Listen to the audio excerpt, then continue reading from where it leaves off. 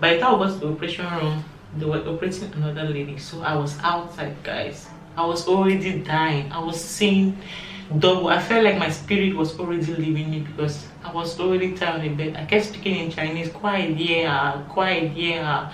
Quiet, yeah is like hurry up. Then the eyes, like, you know, like you're going. So I kept begging the man. I was lying there. I was, please, I'm dying, please. You guys should just cut my belly and remove this baby from me. I'm dying.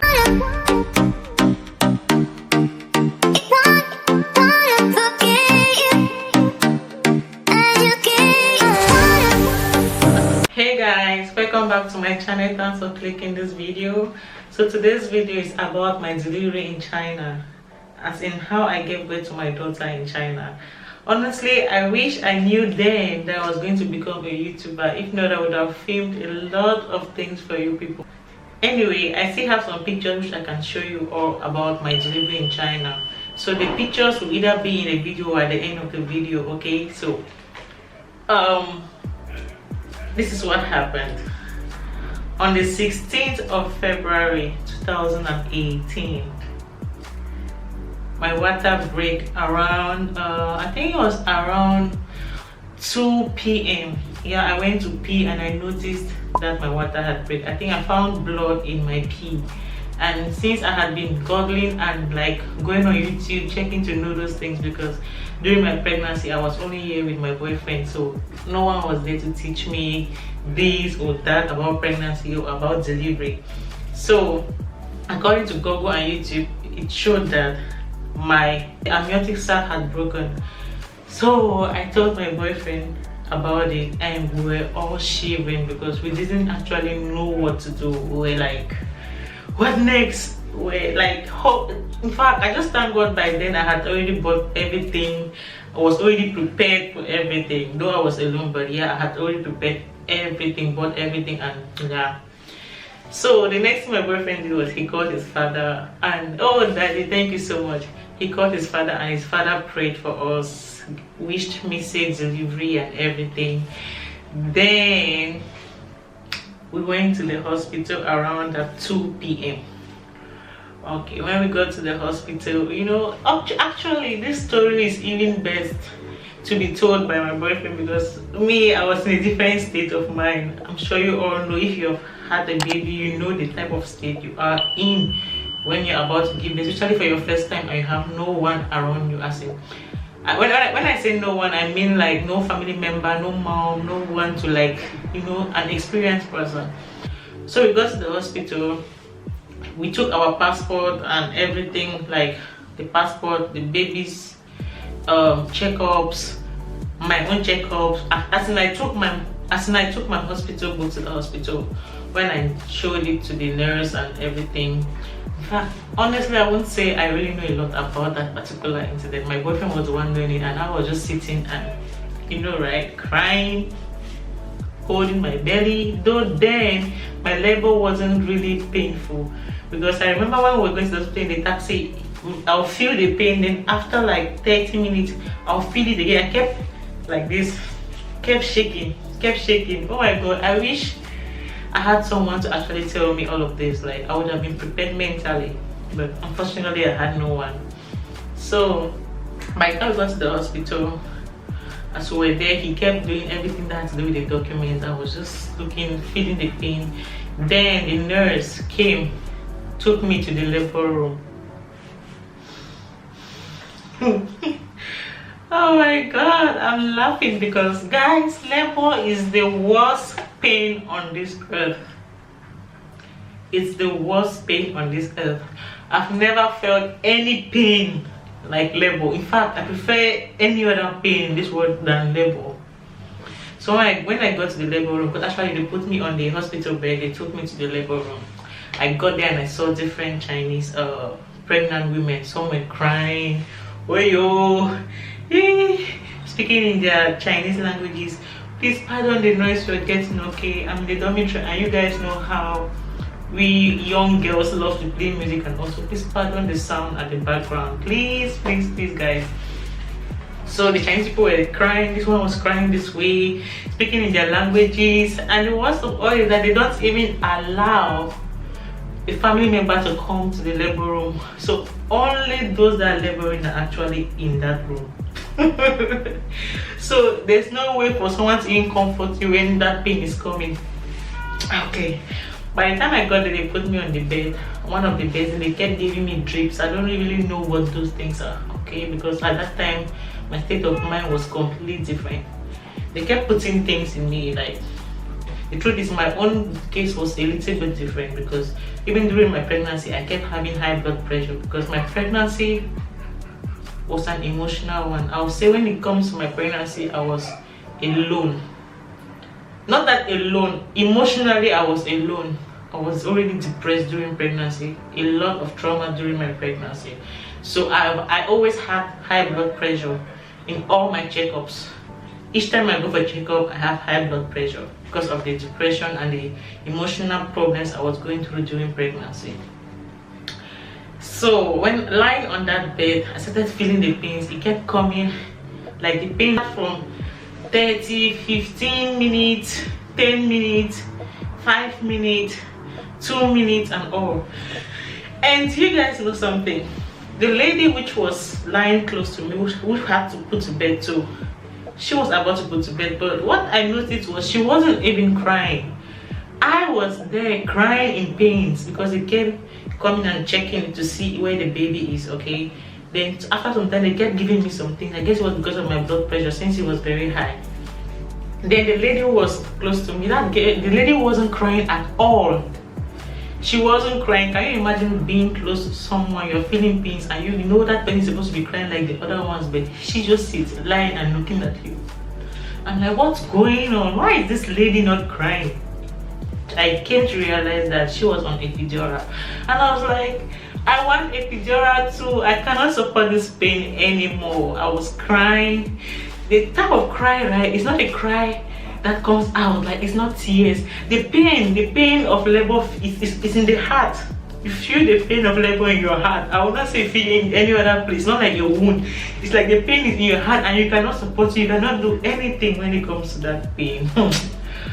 Okay, so I labored the whole of that day. That's the 16th of February till the next day, around 4 a.m. in the morning. I was still laboring. I don't know, if I had known about all this, maybe I shouldn't have gone to the hospital as early as I went, but I had no idea. So I went around 4 a.m. I was still there. People going on, like the other ladies were putting to bed and going, putting to bed and going. The lady that was close to me, she put to bed and left. I was still there crying. It was so annoying seeing her not crying. Why me, I'm crying? I also asked for the epidural, but since they didn't give me, fine. At that 4 a.m. I was still there, laboring, crying, laboring, crying. Then it happened, I think around 7 a.m. No, around 9 a.m. I think, of that, the 17th of February, around 9 a.m. they took me to the delivery room. I was so happy. I'm like, finally, because by that time the pains were coming a bit, and like it just kept coming. I kept shouting and shouting. They took me to the delivery room. I was there alone. All this while my boyfriend was outside, so all this pain I was the one feeling it alone. No one to talk to, like nothing. I went to the delivery room. They told me to climb on the bed and open my legs as usual so that I can put to bed. I was already prepared, because I know I'm someone who is very strong, as in strength. I know I have that strength, and I mean for ladies, I don't mean for men. For ladies, I have strength to push. So I know, and again, I'm an African woman. So I need to put to bed like any African woman. I need to put to bed like the Hebrew woman in the Bible. I climbed on that bed, opened my leg, and I was ready to push to the extreme of my leg. Like I was ready to just kill it. They told me, you can't give birth like this. I'm like, why? They said my high blood pressure is too much. If I give birth like that, either I'm going to die or the baby will die. I was disappointed because I didn't want them to tell me. I was already prepared. I wanted to give birth the normal way. Though I remember when I was pregnant, actually during my pregnancy, they discovered I had fibroid in me. like 2 months to my pregnancy, they told me I had little fibroids that were growing, 2 fibroids that were growing in my womb, and they told me I didn't have any issue with that. So I knew I was fine. I knew I could give birth naturally.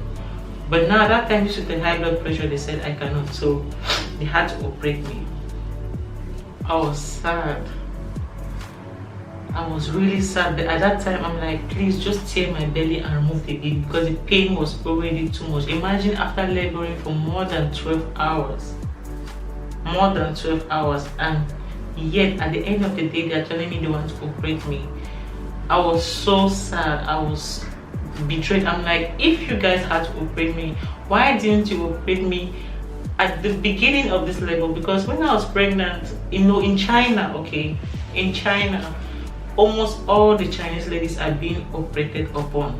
I don't know, it's easier for them to be operated upon. It's easier like, I feel like the doctors like to operate people, even blacks that are in China. That's how I feel. I don't think it's because we cannot push baby or something, or maybe mine was because of the high blood pressure. But even at that, they love to operate their ladies. Okay, so they took me, they put me on the hospital bed and took me now to the operation room. By the time I got to the operation room, they were operating another lady. So I was outside, guys. I was already dying. I was seeing double. I felt like my spirit was already leaving me because I was already tired on the bed. I kept speaking in Chinese. Quiet, yeah, quiet, yeah. Quiet, yeah is like hurry up. Then the eyes, like, you know, like you're going. So I kept begging the man. I was lying there. I was, please, I'm dying, please. You guys should just cut my belly and remove this baby from me. I'm dying. I kept crying and begging. They told me in 15 minutes, guys. I had to wait again for 15 minutes. I kept begging, crying and crying and crying. Then, by the time they removed the lady, they took me in. I went in, you know, how the operation room can look like. By the time I got there, they put, how do they call that thing? Oh my god, the name has gone off. Please, I'll write it on the screen, okay? They put it so that I wouldn't feel any pain. What's the name? It's so easy, but I've forgotten. I'll write it on the screen. So by then they did it on my spinal cord. Then I don't even know what was happening because they covered the whole place, so I was just like that.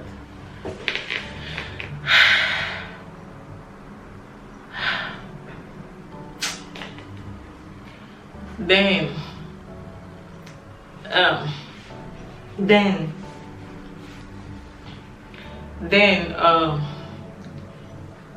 I don't know what was happening anymore. I was just seeing light. Honestly, I don't even know what was happening. I was already off. So I just heard all what I wanted to hear was my baby's cry, because I felt I was going off.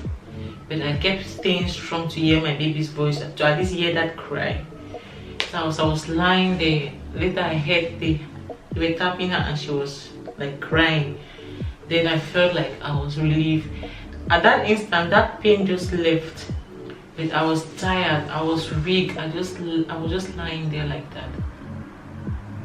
Then they came and told me, oh, they brought the baby to me. They showed me the baby and I saw her, just smiled and was lying there. Then after they came again and told me, I don't have just 2 fibroids. I have 8 fibroids. 8. Which shows during my pregnancy, I got 8 fibroids. At the beginning, it was 2. At the end of it, they said 8. I told them, please, they should remove all the fibroids because I'm tired. I'm tired of this. They should just remove all those fibroids. They told me they cannot remove all the fibroids because if they remove it all, I'm going to die. I'll bleed a lot and I can die. So they had to remove 2. They removed 2 of the fibroids and showed me the 2. But then, you know, I was off, guys. By that time, I was already off. I was just lying there. I don't even know. It's like I was unconscious, but seeing people, seeing nurses, seeing the midwives and everything. So the picture was with my boyfriend because he was the one outside and signing documents. I don't know what was happening there. In fact, I have the pictures. I don't even know if I'll still see it. If I see it, I'll put it in this video. If I don't see it, then okay. So they removed the 2 big fibroids and left 6 in me. 6 smaller fibroids. 6. That night, after giving birth, they stitch me, right? Like they put the stitches and everything. And do you know they stitch me with the one that, like the stitches they used was the one that I had to come back after 1 week for them to remove. That pain, the pain of removing stitches, guys, that one is another pain which I don't want to ever experience in my life.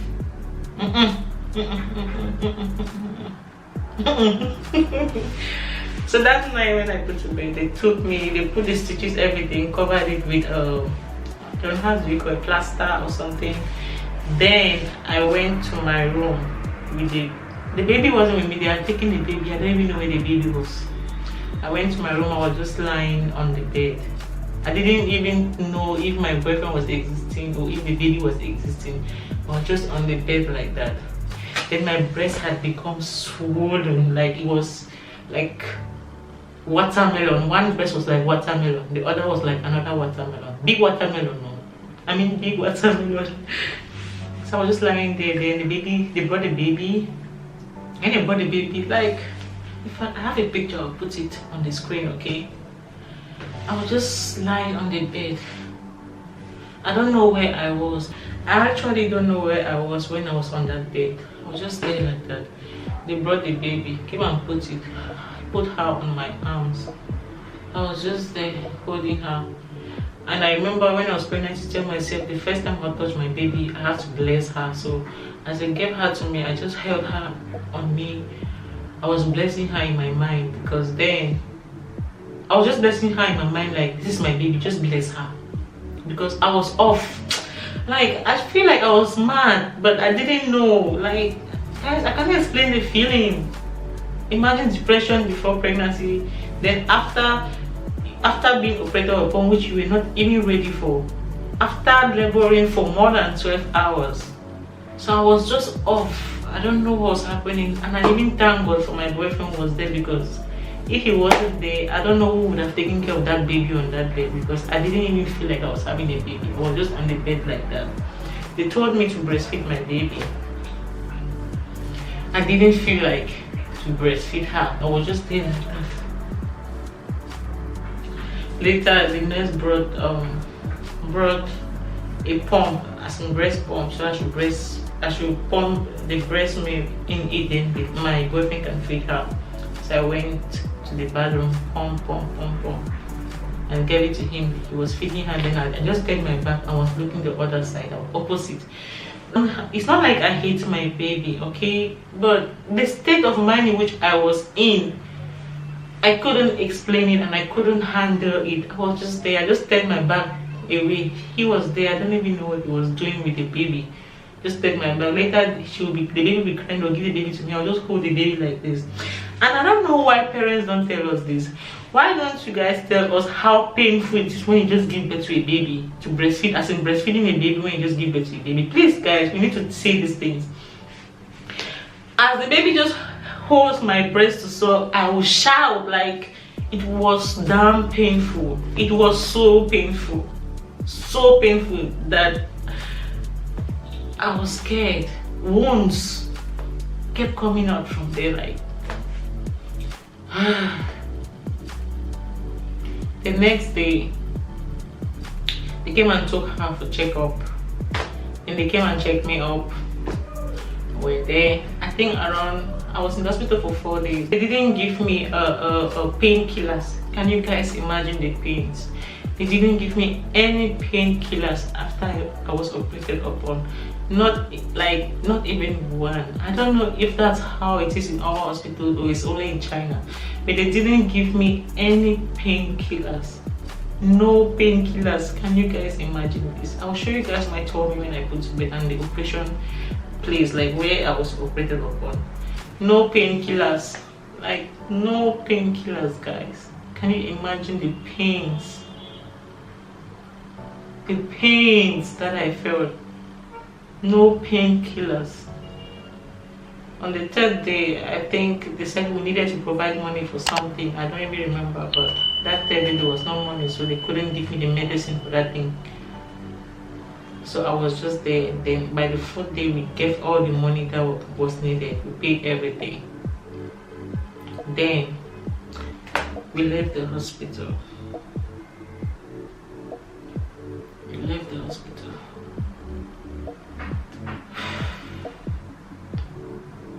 I remember when we were going home in the taxi.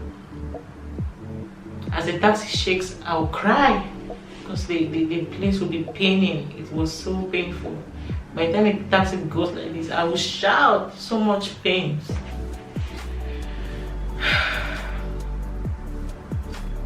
Yeah, then after a week, I came for the stitches to be removed. Another pain. Another pain, guys. Another pain. Another pain. I think almost 5 nurses held me just for those stitches to be removed. About 5 of them, because it was still fresh, just a week, no painkillers. So yes, guys, that's my story about my delivery in China.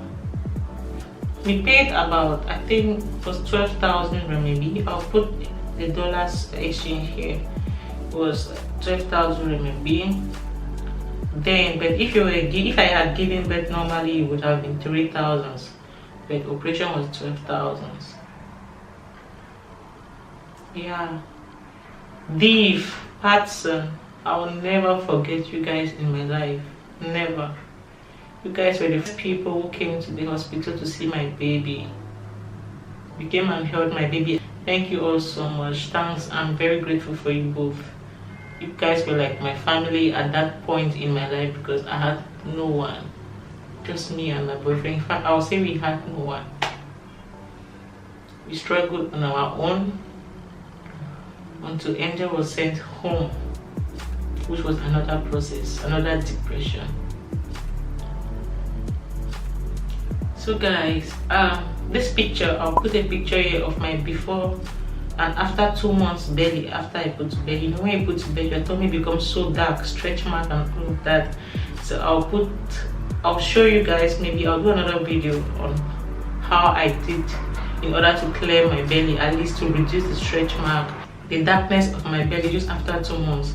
Actually, I'm not showing my belly off now. I'm showing my belly off after 2 months then, because I'm someone who loves taking pictures. I keep memories a lot. And I don't also know, guys, I don't know if it's only me. I feel like all the pain I went through during my pregnancy cannot be wiped from my head. If I feel like any pain which anybody did to me during my pregnancy and after my pregnancy still hurts. I don't know if I'm the only one, but if I'm not the only one, please guys, if you have gone through pain or being hurt during your pregnancy, how did you do to forgive and forget about those things? Because it's been so hard. Like, it's been so hard to forget some certain pains that I went through. So yeah, thanks for watching this video, and I hope you like the video. That's the delivery in China. That's how it goes. So see you guys, and I love you all, always love you all. Bye.